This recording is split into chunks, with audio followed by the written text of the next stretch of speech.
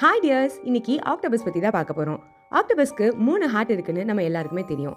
அதில் 2 ஹார்ட் வந்துட்டு அதோட செதில்களில் இருந்து ஆக்சிஜனை கலெக்ட் பண்ணி சென்ட்ரல் ஹார்ட்டுக்கு அனுப்புது.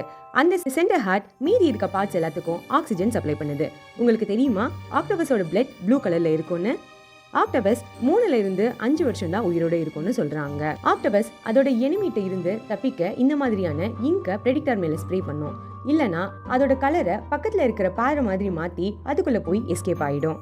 ஆக்டோபஸ் தன்னோட லைஃப் டைம்ல ஒரு தடவை தான் ப்ரீட் பண்ணும்.